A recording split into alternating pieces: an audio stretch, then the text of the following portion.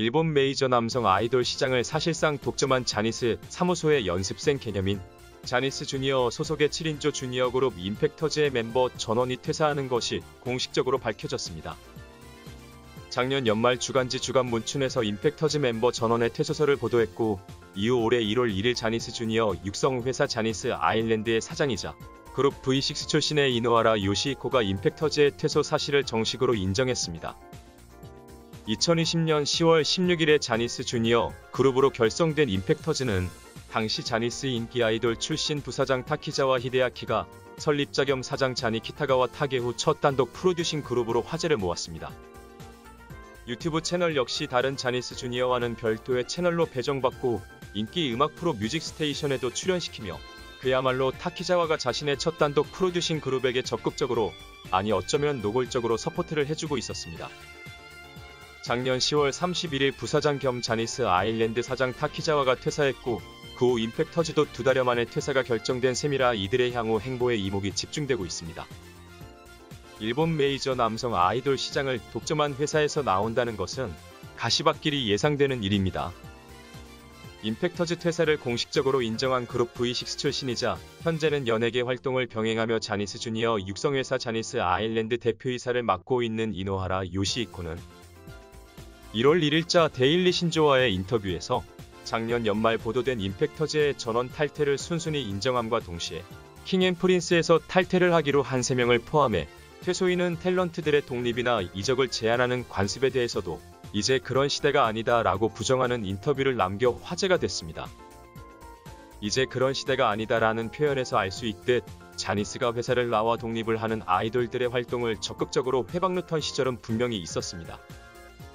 이미 2019년 7월 17일 일본의 공정거래위원회로부터 주의 처분을 받은 것도 이 문제 때문으로 2016년 자니스 사무소를 퇴소한 국민 아이돌 그룹 스마베 멤버 3명이 퇴소 이후 공중파에서 고정을 맡고 있던 모든 방송이 순차적으로 종영되며 공중파에서 자취를 감추게 된 것이 각 방송사들이 원해서가 아니라 자니스의 외압에 의해 이뤄진 것이었기 때문입니다. 이노하라가 자신있게 퇴소한 아이돌들의 활동을 제한하지 않는다고 인터뷰를 한 이유는 따로 있습니다. 2021년 앞서 언급한 스마베 퇴소 멤버 중 한 명인 카토리 신고가 공중파는 아니나 일본의 5대 민영 방송으로 불리며 준 공중파로 꼽히는 방송국 TV도쿄에서 퇴소 후 첫 주연 드라마 어나니머스를 찍게 됐는데, 이 과정에서 메인 주제가를 인기 밴드 HY에게 의뢰했으나 HY의 음반사 유니버셜 뮤직의 한 임원이 자니스와의 관계를 생각해서 주제가 제안을 거절했다는 메일이 유출된 적이 있었던 것입니다. 일본어로 손타쿠, 촌탁이라는 표현이 있습니다. 시키지 않아도 눈치껏 비위를 맞춰주는 것을 의미합니다.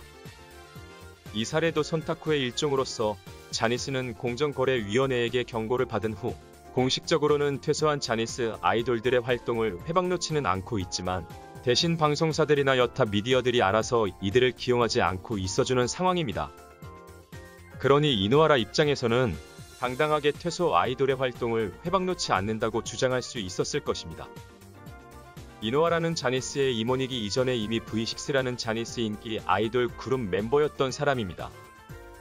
95년 9월 4일 정식 데뷔한 V6로 2021년 11월까지 활동하면서 그 역시도 독점 회사의 힘으로 얻어낸 인기가 있음을 부정하긴 힘들 것입니다. 현재 이노하라 요시히코는 자니스 아일랜드 사장 취임 후 다시 온전한 자신의 프로듀싱으로의 결과물로서 새로운 데뷔조를 만들기 위해 새판짜기에 여념이 없어 보입니다. 과거 타키자와 부사장의 취임 직후 멤버 전원이 퇴소한 주니어 그룹 러브투는 세븐오더라는 이름으로 그룹명을 바꾸고 음반사 일본 컬럼비아와 계약을 맺고 음반 발매를 하며 독자적인 활동에 돌입한 상태로, 비록 공중파 방송 활동은 요원해 보이지만 일본에서는 최소 6,000명 규모 이상의 공연장에서 공연하는 것을 의미하는 아레나 투어를 진행하며 자니스 출신 그룹으로서 나름의 활동 기반을 마련한 상태이고, 한국에도 음원 서비스를 하며 홍보 영상을 올리는 등 자니스와는 달리 개방적인 저작권 정책을 내세우며 활동 중입니다. 퇴소가 예정된 임팩터즈의 프로듀서 타키자와 히데아키가 아직 자니스 퇴사 후 화산탐험 등 개인적인 취미 활동에 몰두 중이라 이들의 활동을 지원한다는 보장은 없습니다. 그러나 그룹 멤버 전원 퇴사인 만큼 타키자와의 지원이 없이도 이들은 러브툰처럼 멤버 전원이 뭉쳐 활동할 여지는 남아있습니다. 다만 가시밭길은 예견되어 있습니다. 방송국들이 알아서 이들을 섭외하지 않을 것이고 보컬과 댄스 트레이닝을 제대로 받지 않은 20대 초중반의 댄스 그룹이 자니스라는 브랜드를 떼고 독자적으로 활동해야 하기 때문입니다.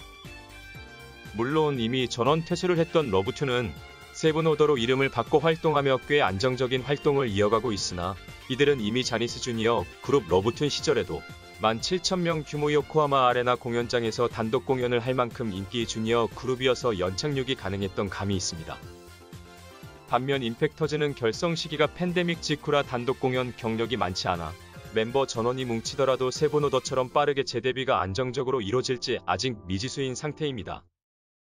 그러나 이들이 다시금 인기를 얻으면 자니스 내부에서도 데뷔가 다소 어려워 보이는 주니어들이 서로 합을 맞춰 퇴소하는 새로운 문화가 생겨날 수도 있어 향후 이들의 행보가 자니스 팬덤, 아니 일본 메이저 남성 아이돌 시장을 독점한 자니스의 영향력에 조금씩 균열을 가하는 흐름의 단초가 될지도 모릅니다. 임팩터즈는 공식적으로 올해 5월 퇴소를 예정하고 있습니다.